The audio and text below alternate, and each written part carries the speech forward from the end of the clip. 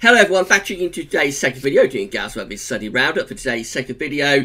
So as always on a Sunday, we've got your eclectic mix of this and that. We're going to be looking at things like sea surface temperature, anomalies, solar activity, Eurasian snow cover, Arctic oscillation, North Atlantic oscillation, and the weather for next week, 10 days and beyond as well. So I hope you find it interesting and informative. The GWV spring forecast has been released. That's the first video up today.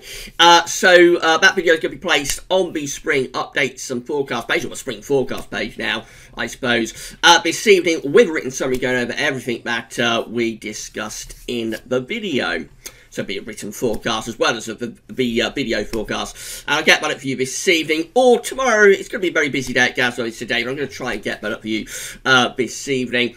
Now the long-range bandwagon rolls on, so we'll move on to summer updates starting next week. It'll be a little sneak peek for summer later on this afternoon. We've got Ensemble's Watch coming up tonight, probably the last Ensemble Watch of this season, and Tony Score's March forecast as well. So loads and loads of updates coming up at the channel and also at GWV.com today. Hope you're enjoying all of them.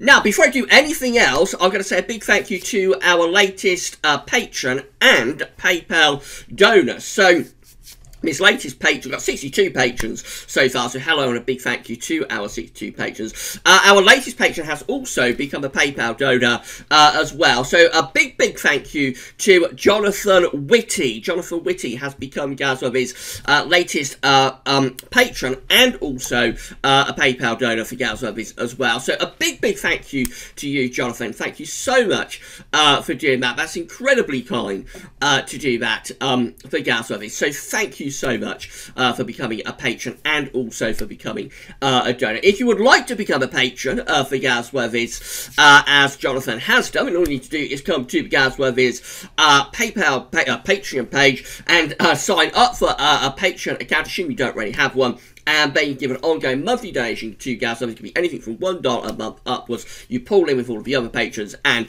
big thank you to all of you for doing that. That's how you become a patron for GWV. So alternatively, you can give a donation through PayPal as well. So, if you'd like to become a PayPal donor for GWV, as Jonathan has also done, then all you need to do is come to GWV's PayPal page and you sign into your PayPal account and give whatever donation you would like. And just a huge thank you to everybody for doing that. It really is incredibly kind and generous of all of you to do that. And you're going to get a mention in videos as long as you want. We will check to make sure that you want to mention. If you don't, then we'll just say thank you very much to this anonymous person. But otherwise, we'll do your mention videos, do you a shout out and say thank you so much for doing that. You might want to mention for your website or for your business or a mention of somebody else. It might be somebody else's birthday, for example. So however you want that mention in video, then that's absolutely fine. And we are more than happy to do that. So a big thank you to all of our patrons, big thank you to all of our donors, and special thank you to Jonathan Whitty for becoming not only a GWV's patron, but also a GWV's donor as well. Thank you so much, Jonathan, for doing that. Right, let's get on with the GWV Sunday Round-Up now. I'm going to start off with solar activity. So this is how the solar disk is looking on our side of this today from solarham.net. We have a spotless solar disk. There's no sunspots on the visible solar disk at the moment, and so therefore solar activity is at very low levels and is expected to remain at very low levels for the next 3 days as well. This is showing spotless days by year, and also the current stretch of spotless days being sent through by our good friend Richard Shaw. So thank you very much, Richard, for sending this through. So, so far for 2020, we have had 44 spotless days without any sunspots. That's 73% of the year so far. Of course, we are only a couple of months in, 1st of March today, of course.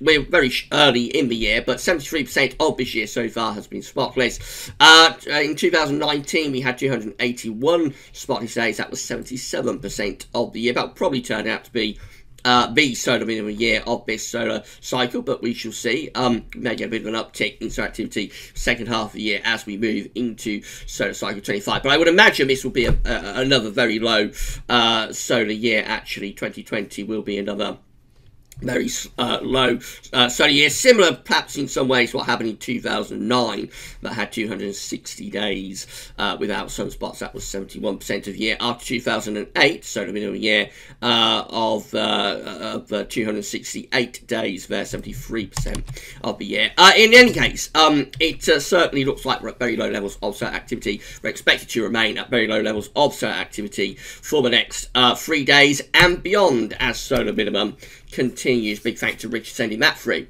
Right, this is how things look in terms of the oceans, or were looking last week when we did last week's GWV Sunday Round-Up. We're going to have 3 areas of interest. Of course, got the ENSO region just here. We've got the Northern Pacific Ocean over here. And then we've got the North Atlantic over here. So that's how things were looking last week when we did last week's Sunday Round-Up. This is the very latest. In terms of the ENSO region, very little change. ENSO neutral continues. So, yes, we remain some areas, most areas really of the equatorial Pacific Ocean, sort of just on the warm side of ENSO neutral. A limited area just here, a little bit on the cooler side of ENSO neutral. No real deviation either way. We are at ENSO neutral at the moment and will remain at ENSO neutral certainly for the next couple of months, I would have thought. In the Northern Pacific Ocean, again, let's go back to last week, see how things were looking last week and then forwards to this week. So very little change there. It is a bit colder in the North Pacific than it has been for a while. So up here it's a little bit colder. Around here it's continuing to cool down gradually week by week, and also quite cold just here. So we have got a bit of a signature for a cold PDO, Pacific Decadal Oscillation, for this year. It does look as though Pacific is in a slightly colder phase, and that may start to move us towards La Nina, a cold event in the equatorial Pacific Ocean, as the year progresses. Also down here to the south of the equatorial Pacific Ocean, it is quite cold there as well. So overall, the Pacific is a little bit cooler than it has been over the past few years, but the ENSO region is at ENSO neutral. In the North Atlantic, again, very little change. Let's go back to last week and then forwards to this week. So very little change in the Atlantic. It remains pretty warm down here with the sea surface temperature anomalies through the tropical Atlantic, and then we've got the cold blob back in the northern part of the Atlantic. That's been an on-off feature for quite a few years now. It first emerged around 2014, 2015. It's a signal for going into the cold AMO, Atlantic Multi-Decadal Oscillation. So the PDO and the AMO are where the Pacific and Atlantic sea surface temperature anomalies oscillate over a prolonged, sort of 20 to 30 year period. We have been in the warm phase of the AMO. We're going into the colder phase of the AMO now, and I would expect the Atlantic to get ever colder as we move through the 2020s. And the first visible sign of this is what's happening here in the northern part of the Atlantic Ocean, where we've had these colder than average sea surface temperature anomalies on and off for quite a few years now. At the same time, the Pacific is moving into the warm PDO. So for the 2020s, we're going to have a warm PDO and a cold AMO. That's the kind of setup we had in the 1970s and 1980s to the early 1990s. So that kind of Pacific and Atlantic type setup. So this is how the Southern Oscillation Index is looking. This is from the Bureau of Meteorology, which is Queensland government. Again, the SOI is just an index that's reflecting the atmospheric state, not driving anything in its own terms. It just tells us what the atmosphere is doing. When the SOI is in its negative phase, then the atmospheric setup will be reflective of El Nino. When the SOI is in its positive phase, the atmospheric setup will be reflective of La Nina. As we've been explaining in the recent Sunday Roundups, we're trading negative and positive numbers. So actually, the latter part of February, the SOI did go quite positive. Around the 21st of February, for example, was up to plus 10, and 25th of February up to plus 12, 26th of February up to plus 16, 27th of February up to plus 15 again. Measuring the air pressures between Tahiti and Darwin, of course, in northern Australia, in these two columns. So through the latter part of February, the atmospheric setup was very reflective of the La Nina type setup. But the last couple of days, for the 29th of February and the 1st of March, we've seen quite strong negativity of the SOI re-emerging again, -16, -17 reflective. That's -17 respectively, and that is reflective of the atmosphere going into more of an El Nino type setup. So when we're trading El Nino and La Nina type setups day by day and week by week, then what we're going to come out with is ENSO neutral, because the two setups will kind of offset one another. So that's exactly what you expect to see when you're at ENSO neutral, and the SOI is telling us that the overall setup remains at ENSO neutral, as we saw, of course, from those sea surface temperature anomalies.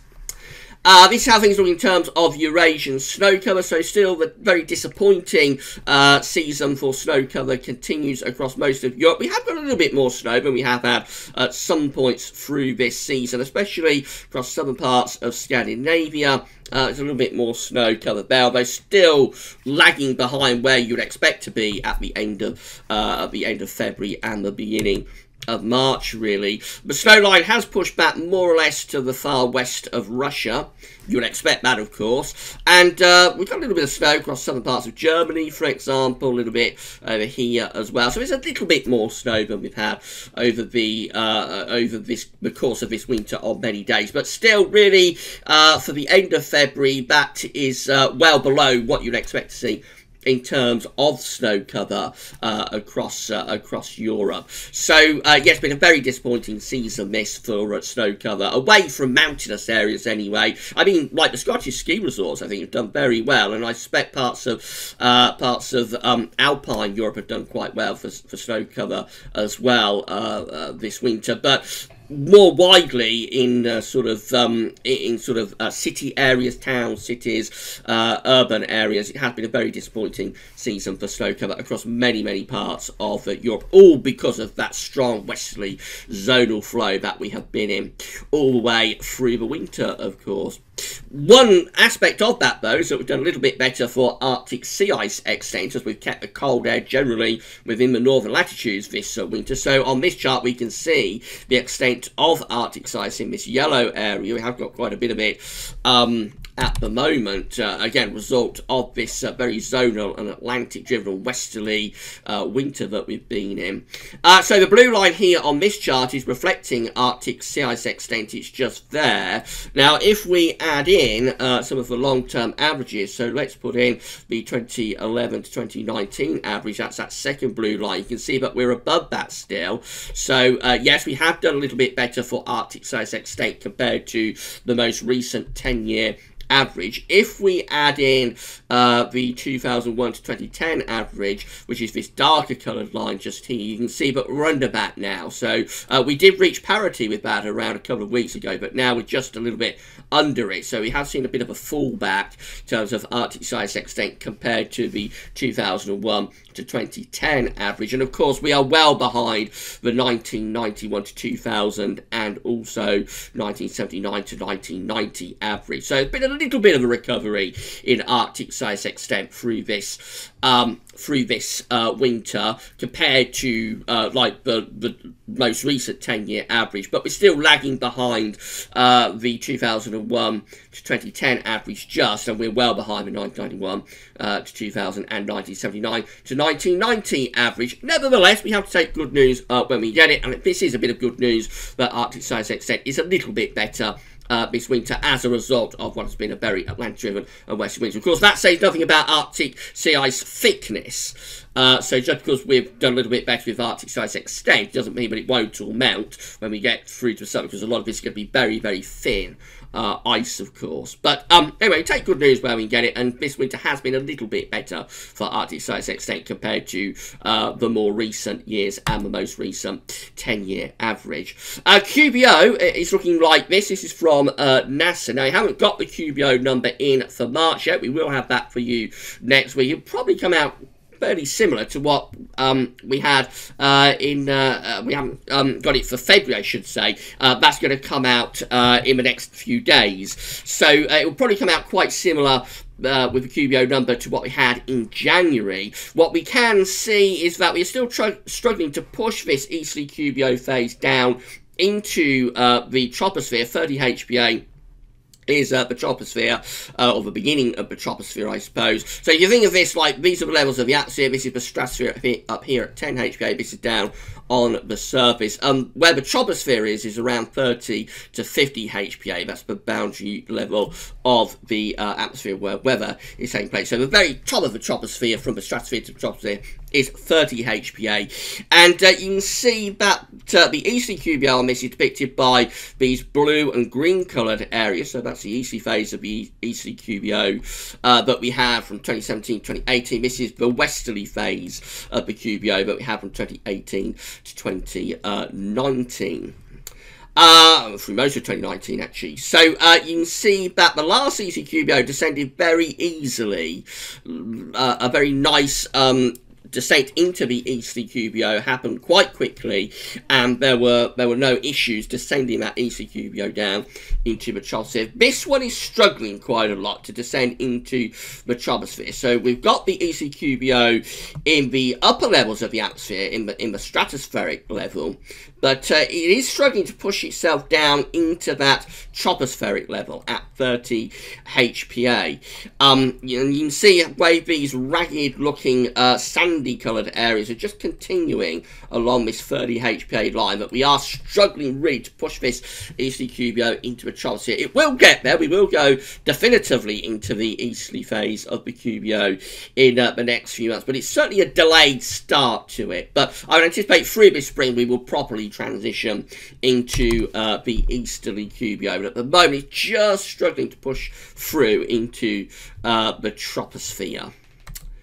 This is how the Arctic Oscillation Observed Forecast chart is looking. So the black line shows where we've been with the Arctic Oscillation. Red line's at the end where the GFS ensembles are forecasting the Arctic Oscillation to go. So I've had a very, very positive AO through this winter, of course, especially during January and February. We've had a record-breakingly positive AO this winter, particularly there. So through January into February, yes, really, really strong Arctic Oscillation. Where we are right now is there, not as strong as we have been throughout parts of this winter with the positive Arctic Oscillation, but still solidly positive, and the GFS ensembles are forecasting the AO to stay positive really through the first half of March. So in terms of this very strong stratospheric polar vortex and Atlantic-driven spell that we've been in for quite some time now, throughout the whole of this winter, really, it looks like that's going on through the first half of March. There's no sign of a let-up in the positive AO. Albeit it's not going to be as record-breaking positive as we've had at times through this winter, but still solidly into positive territory through the first half of March.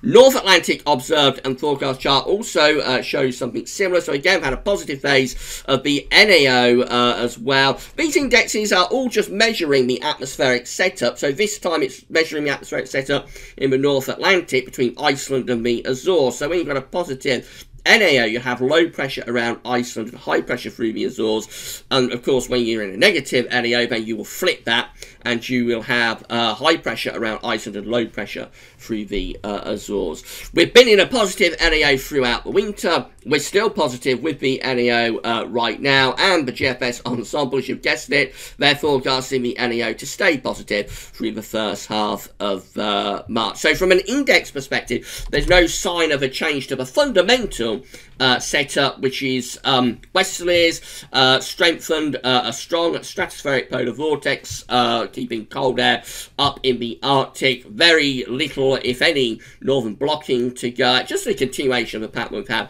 through the winter. The only difference, of course, is that we're going further into the year now, and you'd expect the Azores high to begin to strengthen. So this kind of setup for this winter has been very wet, of course, but it doesn't necessarily mean that it's going to continue to be very wet. We may start to get ridging from the Azores high into west of Europe, which hopefully will bring us at least some drier weather That's what the GFS has been hinting at. So these are the GFS upper air temperature and precipitation ensembles for London from old wet to central for the next couple of weeks. The red line is a 30-year upper air temperature average. You can see that for the first week of March, this period just here, generally we're going to be colder than average. As we go into the second week of March, though, there are signs of the upper air temperatures lifting up, becoming milder, and a bit of a drying trend as well. It's not going to be as wet as it has been over the coming week, actually, although it is going to be quite chilly, quite cold week.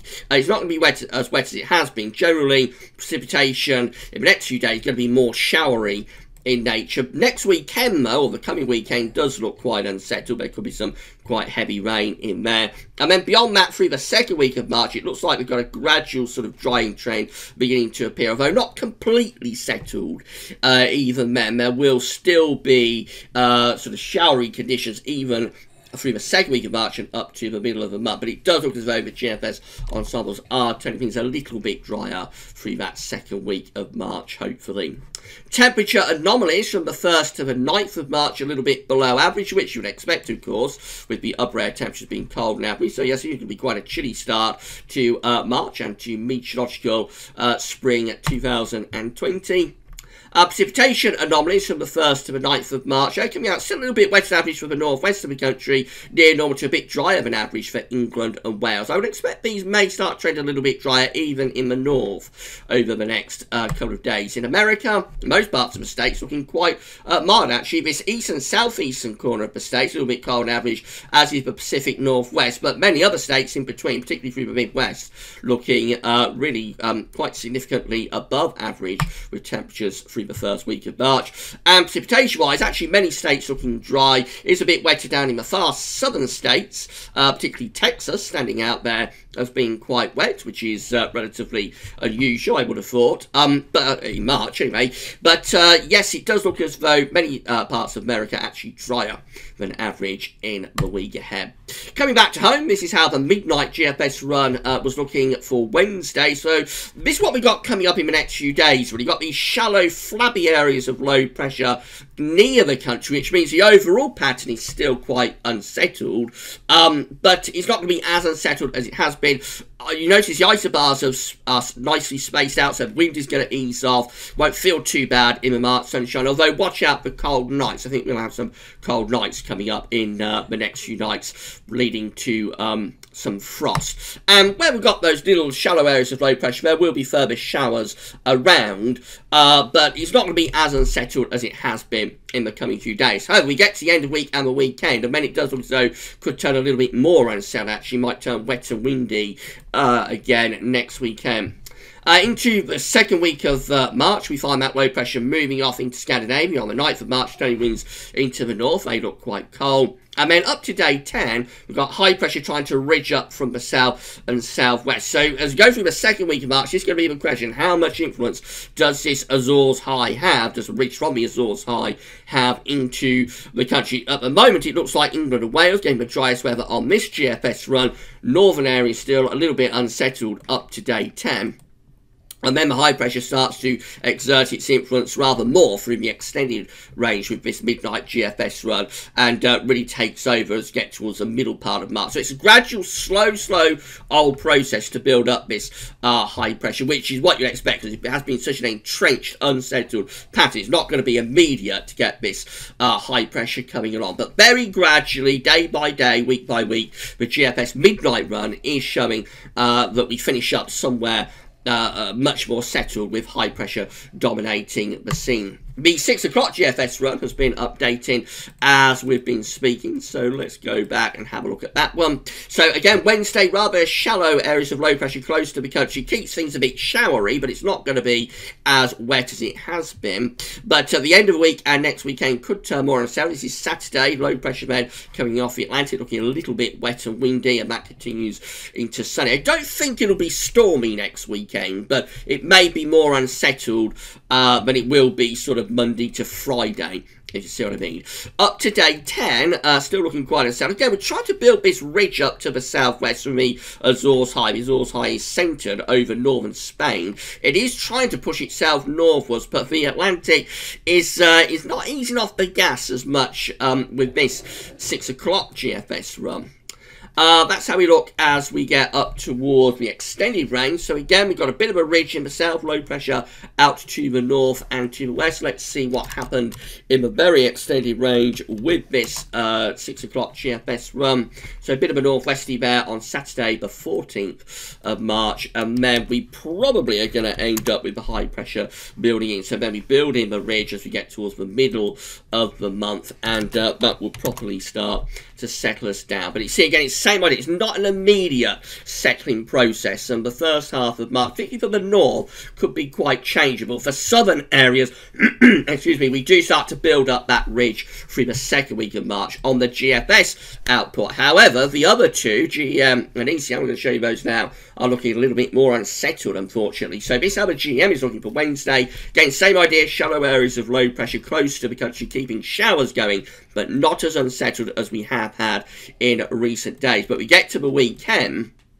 and then the GEM turns us wet and windy. So the weekend, 7th, 8th of March, looks like we're going to have another spell of wet and windy weather, albeit hopefully not overly stormy. Moving into extended range, it starts to turn more unsettled actually with the GM. Look at that, we're back into those long fetch westerlies again. So we're up to the 11th of March, day 10, and the GM does actually look very unsettled. Certainly not much of a ridge from the Azores High doing there. So there is still question marks about how much influence the Azores High will have through the second week of March. That tells us that. The ECM, again, shallow low pressures, keeping things showery through Wednesday, Thursday. Probably band of rain coming in from the Atlantic on Friday. And then into next weekend, looking rather wet and windy, particularly in northern, western parts of the country. And again, with the ECM, no particularly notable ridge from the Azores High up to day 10 either. So this one also looking very unsettled up to day 10, meaning that this second week of March, there's question marks about how much influence the high pressure will have from the Azores. Will it settle down in the second week of March, as the GFS is showing? I would like to see, particularly the ECM, beginning to show more ridging from the Azores High before I'd be overly convinced about it. So we are expecting that we'll start to get this ridge from the Azores High go through the second week of March and begin to settle things down. But the ECM, not really interested. Until we see the ECM going in that direction, I think we do have to have some doubt about it. We will have a look at the extended range with the GFS ensembles in Ensembles Watch tonight and see how many of those GFS ensemble members are settling things down in the second week of March. It'll be interesting to see. These are the options on the table within the ECM ensembles today. For day 10, which is the 11th of March, as we just said, from the Icelandic Met Office, we have 14 members of the ECM ensembles, including the control and operational run, that look very unsettled. They're bringing in low pressure from off the Atlantic, so yes, that's a very unsettled scenario up to day 10. 11 just here with low pressure sort of to the north, to the northeast. They're going to be quite unsettled and relatively cool as well. 10 with low pressure a bit further north, and certainly for southern areas, starting to build up the ridge from the south. So that's a rather drier option. Those 10 members of the ECM soldiers there. 9 with low pressure out to the northwest. High pressure again to the south. That's kind of what the GFS is hinting at for day 10.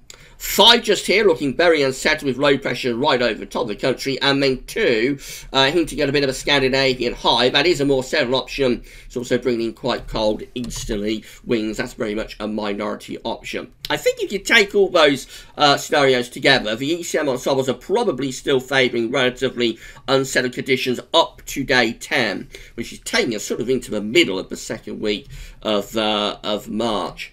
In 2 weeks' time, these are the options that we've got. This is for the 16th of March. 17 members of the ECM ensembles with low pressure to our east and high pressure to our west. That looks like quite a cold option, bringing winds in from a north to northwesterly direction.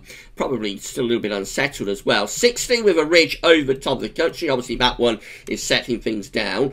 10 with high pressure out to the northwest, low pressure to our south. That's going to be quite a coldish option too, with winds in from the east to northeast. And then 8 hinting at high pressure sort of to our east, low pressure to the west. That's probably the mildest and most spring-like option, as winds should be coming up from the south with that. So it could be a little bit colder actually as we get through to the middle part of March. And again, not a definitive shift towards high pressure, although I think the summer solvers are still trying to get some high pressure going by the middle part of the month. But it is a bit of a struggle actually, to start to build up this area of high pressure, which you will probably expect. It's probably not a surprise that we're struggling to build up the ridge, considering how entrenched the unsettled pattern has been over such a very, very long time. I think we will get to some higher pressure during March, definitely, but it is going to be a bit of a struggle to do it. CFS V2 looks like this. These are 500 millibar heights broken down to week periods. The first week period takes us from the 1st to the 7th of March. The coming week does look unsettled still. Low pressure is out to the northwest. We're bringing quite a cold northwesterly wind. So, yes, it's going to be quite showery at the very least, and rather chilly as well. Quite a big change over week 2, the 8th to the 14th of March, an area of above average heights then taking over, with the CFS sitting over just to the east of us, low pressure up to the northwest. And that was a more settled option, so the CFS still trying to get us into higher pressure through that second week of March, as it has been consistently for several weeks actually when we're looking at these charts.